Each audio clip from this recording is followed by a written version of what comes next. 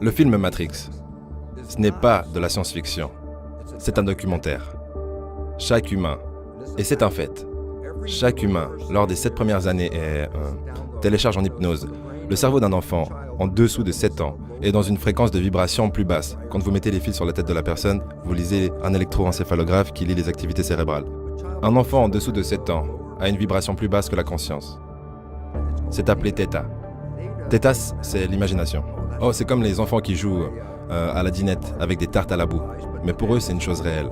Un enfant monte sur un balai, c'est un cheval. C'est ça, Theta, l'imagination. Theta, c'est aussi l'hypnose. Et l'idée, c'est ça. Avant que vous ne pouviez devenir conscient, si vous n'avez pas de programme, de quoi allez-vous être conscient? C'est un peu comme si j'achète un nouvel iPod, et je le sors de la boîte, j'appuie sur Play, rien ne se passe. Et vous vous dites, oh mon Dieu, j'ai dépensé tout cet argent et cette saleté ne fonctionne pas. Et ensuite, un petit enfant de 7 ans arrive et dit, monsieur, vous n'avez téléchargé aucune musique, comment est-ce que vous allez jouer quelque chose? Et je me dis, c'est la même chose. C'est comme si le cerveau est l'iPod et la conscience est l'écran où je peux créer. Mais si je n'ai rien dans le disque dur, je ne peux pas créer. Donc la nature fait les 7 premières années. Comment? Quelles sortes de programmes sont requis pour vivre sur cette planète? Je dis, comment vous les obtenez? Theta, c'est l'hypnose. Vous regardez juste. Vous regardez vos parents, vous regardez vos frères et sœurs et votre communauté. Parce que vous devez apprendre. Combien de milliers de règles? Pensez-y. Juste pour être un membre fonctionnel d'une famille et un membre fonctionnel d'une communauté, il y a des règles.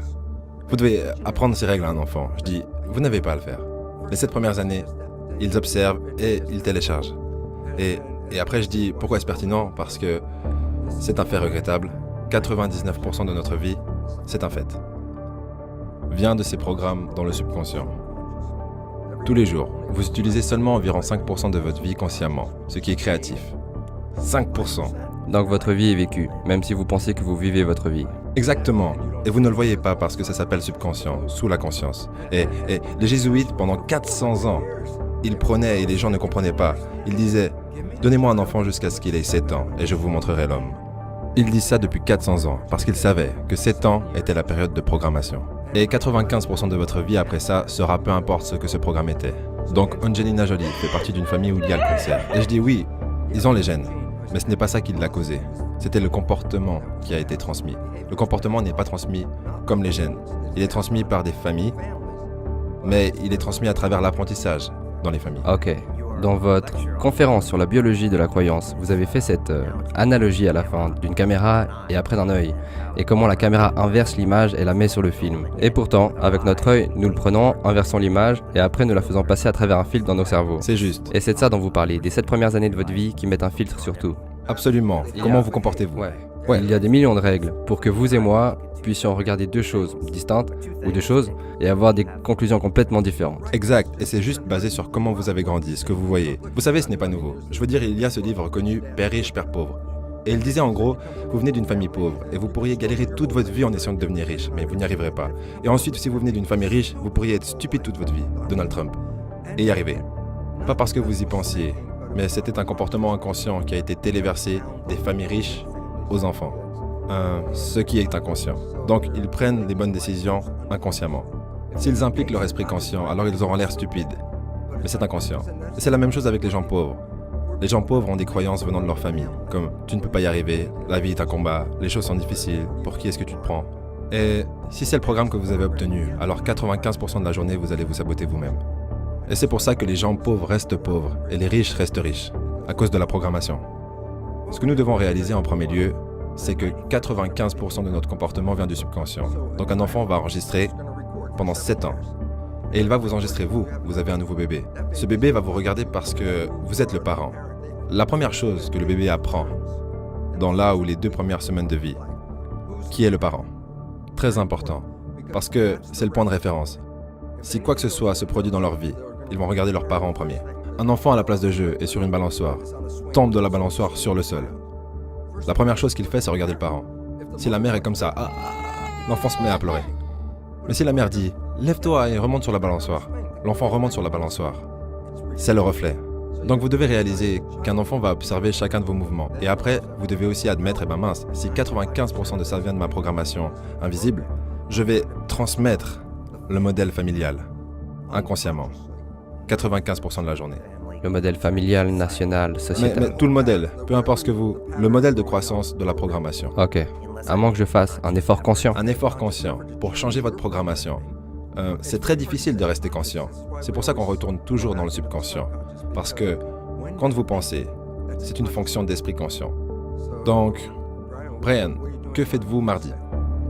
Si je vous demande ça, la réponse n'est pas là dehors, c'est à l'intérieur. Donc, le moment où vous pensez, vous renoncez à conduire le véhicule. Parce que vous êtes allé à l'intérieur.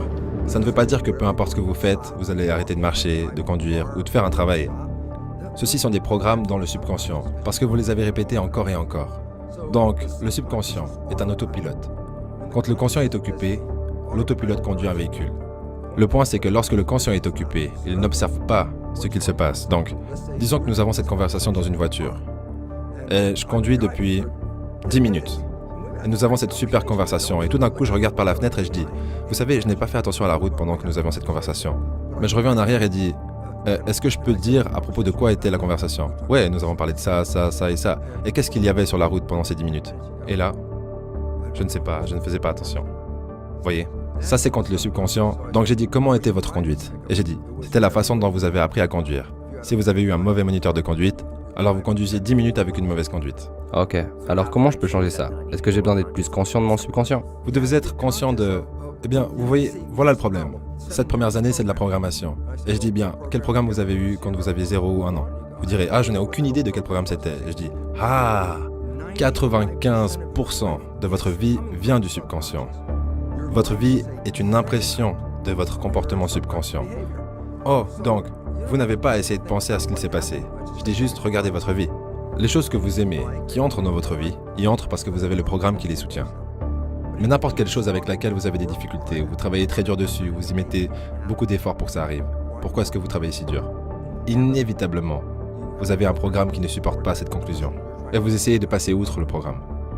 Donc, vous n'avez pas besoin de faire beaucoup de choses de psy ou de psychologie. Vous regardez juste votre vie et dites où est-ce que j'ai des difficultés. Parce que peu importe où vous avez des difficultés, inévitablement, c'est un programme dans votre subconscient qui ne soutient pas cette destination que vous cherchez. Ok. Donc, c'est tout. Toutes les preuves sont là. Vous jetez un regard honnête à votre vie et votre histoire. Si c'est n'importe quoi dans votre vie, les relations ou les affaires ou ceci ou cela, et cela vous montrera où il y a une sorte de maladresse. Exact, je veux dire, si on revient sur Angelina Jolie, elle pourrait regarder sa vie et elle pourrait dire je vais aller regarder le gène et dire le gène a causé le cancer. Je dirais non, regardez votre vie, parce que ce comportement a été transmis de votre mère à vous. Et elle l'a eu de votre grand-mère, etc. Et c'est une histoire de... J'ai eu 2 vies différentes dans cette durée de vie. Avant que je mette ces connaissances en vigueur et après que je mette ces connaissances en vigueur. Et j'utilise le mot en vigueur, pourquoi? Bien, j'avais les connaissances académiquement. C'est comme, oh mon Dieu, regardez les recherches. Qu'est-ce que cela veut dire? Et je comprenais ça à un niveau. Avec toutes ces connaissances, ça n'a pas changé ma vie.